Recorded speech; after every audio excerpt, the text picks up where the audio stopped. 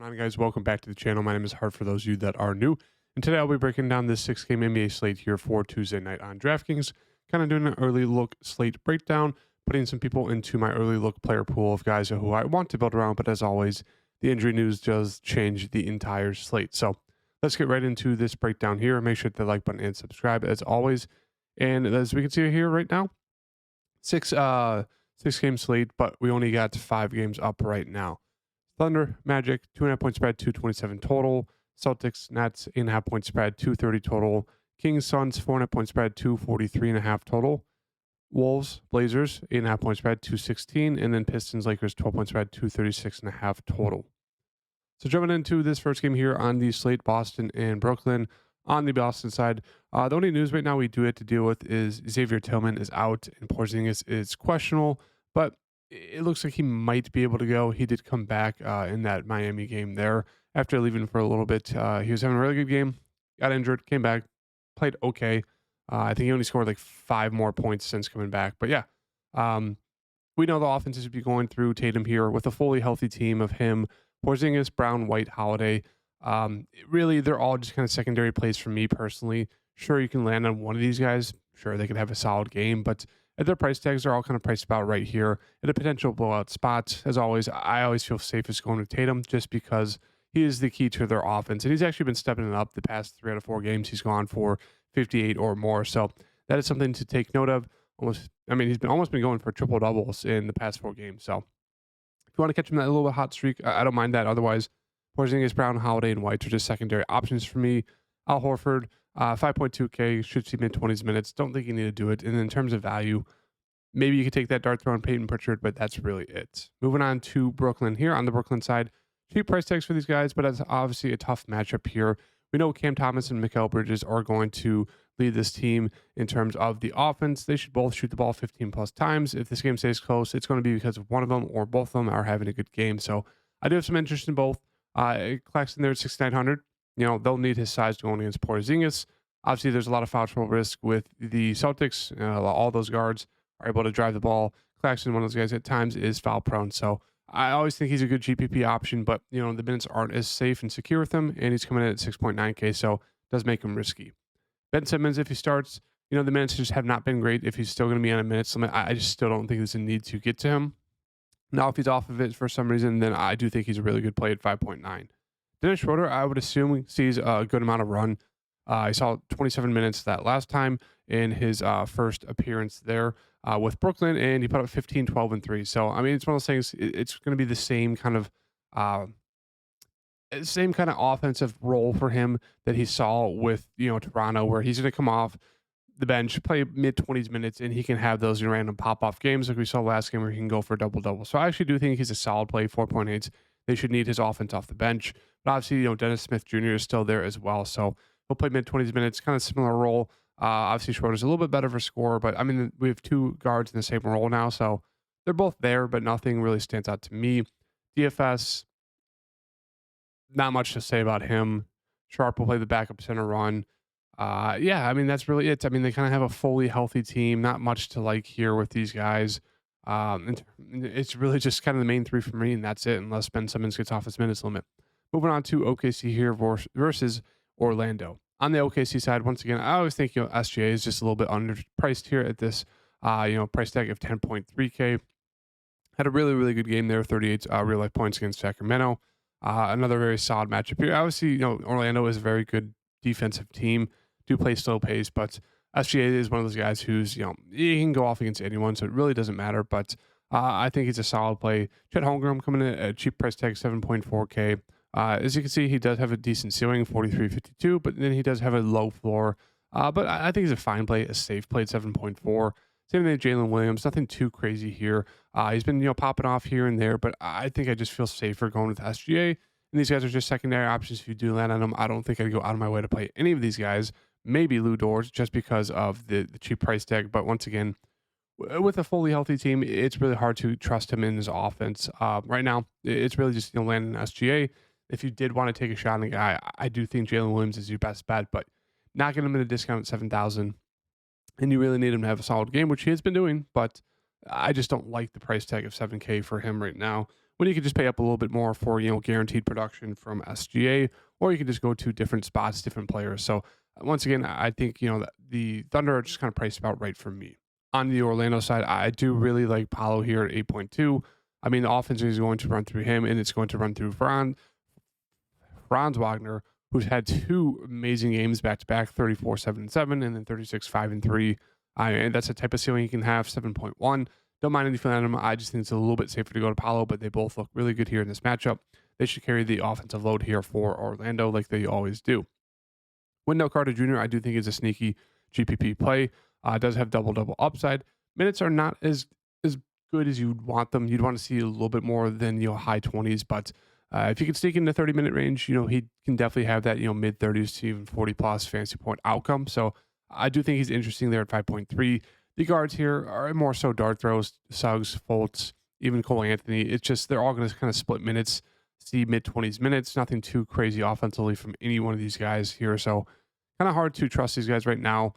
Cole Anthony did pop off that last game and double-double there. But yeah, I mean, it's one of those things. If he has a good start, he could get extended, see, mid-20s minutes. So I don't mind him if you want to take a dart throw shot at him at 3.5K in a tournament setting. But otherwise, not much to like here for the Orlando side. If you're looking for another cheap value play, Jonathan Isaac could be your guy there at 3.4. Moving on to Miami here versus Milwaukee.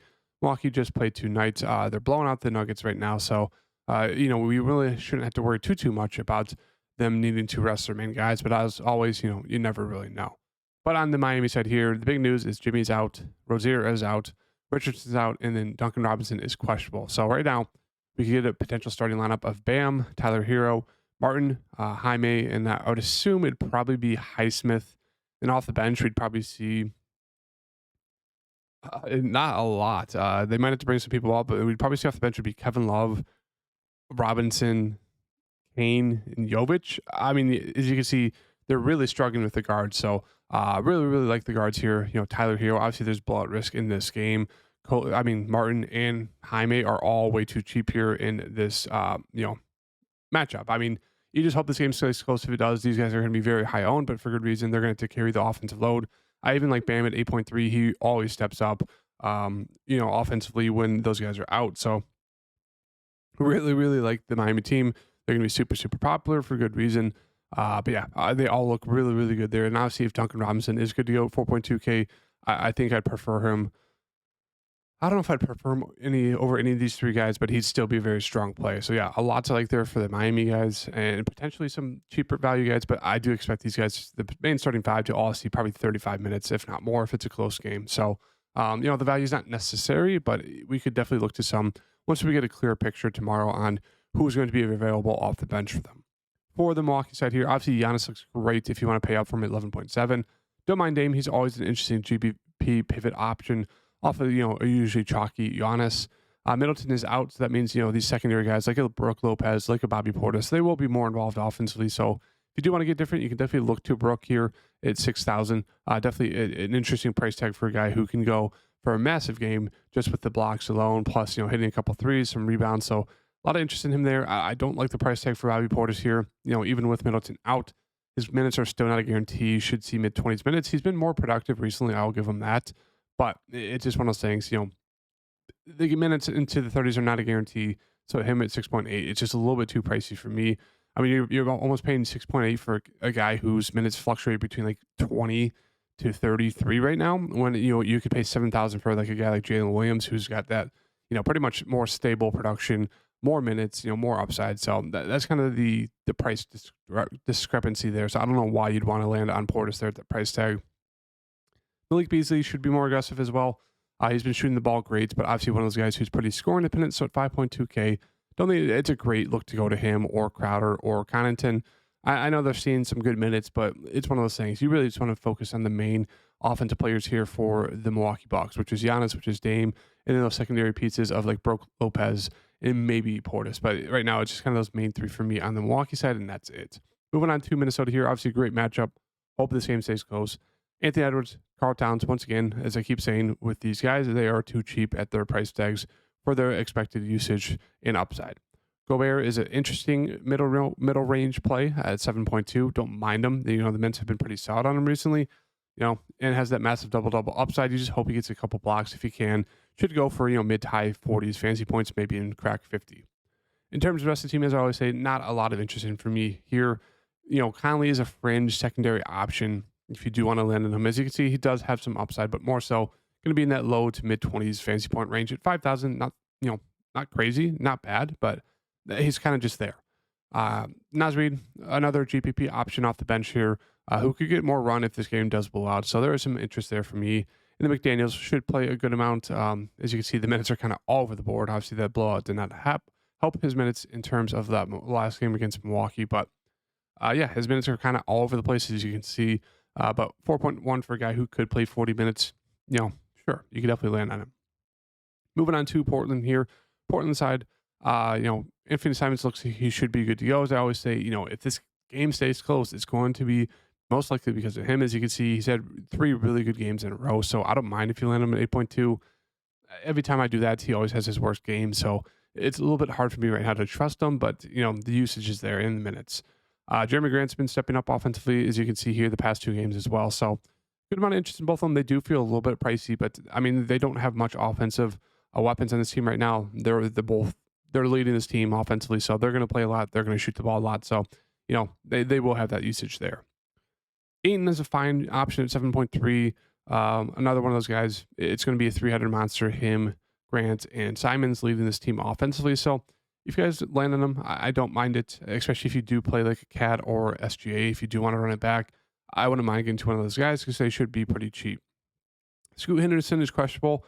I actually do like him if he's good to go and there's no minutes limit. He's been super, super aggressive the games he does play. So even at 5.7, he should be very aggressive off the bench here, and he should play if there's a blowout. So I do like him a lot.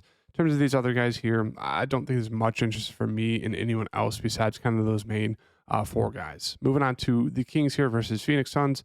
Sabonis does feel really, really cheap here at 10,000. A guy who's kind of constantly been producing like 60 fantasy point games, as you can see the past 4, and his price really hasn't moved. So once again, really, really like Sabonis. And then Fox, another one of those guys who hasn't been playing the best, as you can see, box score wise, 31, 34, 43, 23, but he does have massive, massive upside. As you can see there, 63 bomb against Chicago to start the month. So once again, do think Fox is way, way too cheap there at 8,000. Now he is a little bit up and down. Production has not been the best, but we know with Fox, he should see mid to high 30s minutes, and he can easily go off. I do expect him to start turning it back on again here. So like this matchup for Fox. Monk, always a really solid GPP option, as you can see. Massive upside, I will say at times, his minutes are not a guarantee. As you can see here, he can come out, get in some foul trouble, or just, shoot poorly, and they won't extend him. So that's kind of the risk there with, Monk, 5.8. People are going to, see this box score and be like, oh my God, great play here at 5.8. But as I will say, pump the brakes a little bit because he does have some low floors, low ceilings if he does come out to get some foul trouble or doesn't hit his shots. But yeah, I do think it's a solid play still. Keemer's fallen all the way down to 5.1, which I do think is just way too cheap here. Now, another one of those guys who's kind of been struggling recently, like Fox, but still massive upside, even playing alongside, Sabonis and Fox, even Monk. He does have upside here. I know a few of these games he's played alongside a fully healthy team. So, he should be in line to see mid 30s minutes. Kind of been doing some injuries, not been shooting the best, but 5.1 for him is definitely way, way too cheap. In terms of Herter, I think it's an okay GPP play, but one of those things, if Keegan Murray is going, if Monk is going, Fox is going, Herter is one of those guys who is the first candidate to lose minutes. And I will always mention, Trey Lyles here is a cheap value play you could definitely land on. Prices come up a bit, but he's definitely there. Moving on to Phoenix here. Phoenix side, Booker, Beal, Durant, all priced about right. If I had to land on one, it would be probably Durant is the safest. And then Booker does have that huge upside there just with the assists and the points, that double-double upside, even though the assists have kind of been down a little bit recently. But yeah, they're all fine. No real standouts besides, as I said, maybe Durant for me, but they're fine if you land on all of them. Nurkic, another one of those guys, as I always mention, kind of a random GPP play. If you want to get different, you can look to him at 7,000, but not a great price tag. And then the rest of the team, don't think there's a real need to get to anyone else here. I kind of want to see how the minutes play out for these guys like Roddy for O'Neal. I'm assuming Roddy will get stashed in the bench, but O'Neal should probably be that main guy off the bench there alongside Eric Gordon. So could be a value in coming days, but I don't think right now I'm going to go to any of these guys in Phoenix besides the big three. And then moving on to the last game here, obviously there's some blowout risk, but if this game stays close, should be because of Cade, who's back to playing big minutes and has big upside. So Cade definitely feels cheap at 7.8. I do like Duren if he can stay out of foul trouble. He has the ability to go for monster games, as you can see here, and they're going to need him to guard AD. So I do really like Duren if you want to get difference there. Ivy's kind of been stepping it up recently as well, playing massive amount of minutes. So I just really like the minutes for him. He's not been shy, 23, 21, and 21 attempts. So 3 straight games at 28 attempts or more. So really hard not to like him there. They've been playing better recently, which I do think is kind of flying under the radar. I mean, they're still bad, but they've been playing a lot better recently compared to the first, 50 games or so, however the many they played. I think I'd really keep it with these three. I don't think I'd dip down to anyone else here. Still mid-20s minutes, mid to high 20s minutes for Thompson. Fonte, we'll see how much minutes he'll get. He did get 32 that last game, but I mean, if he starts, I don't mind him. But once again, there's only one ball that can go around. Cade's going to get his. Ivy's going to, start getting his. So will Fonte be that third scorer? Who knows? He was that last game, but there is that risk there. So I'd say definitely pump the brakes a little bit for him, but I think right now I'd just stick with the main three guys. And then moving on to the Lakers here, absolutely unreal matchup for LeBron and AD. So I do think I'm going to want to get to at least one of these guys here, because I do think most people will go to kind of the stars in the first few games. But yeah, really, really like LeBron or AD here. Right now I'm going to go with AD, but they both look great. In terms of the secondary options, Reeves and Russell have been really, really good, especially Russell, as you can see. But it's one of those things I do think I'd rather pay up for LeBron or AD or, pivot to different people in the 7K range. If I did want to go there, don't mind them, but they're there. And that's really it for me. I don't think there's a need to get to any of the value plays. Really just go to the main two guys on the Lakers side, and that's it. So this is kind of the early look player pool for me. Obviously, Miami is going to be a key team to focus in on because of Butler, Rozier, and Richardson all being out. They're going to be very, very short-handed. So you want to load up on at least 2 or 3 Miami Heat players if you do think that game's going to stay close with Milwaukee. And then I do think Fox is coming in at a very, very cheap price tag. AD's got a fantastic matchup there against Detroit. And then, as I said, Keegan Murray is also one of those guys who is very, very cheap at 5.1. So that's their looks like breakdown. As I said, do have some interesting news that we do have to rely on. AD, LeBron, not always guaranteed to play. Simon's there, Porzingis. That news for Miami. You guys get it. So make sure to hit that like button. I'll see you guys in the next video. Peace.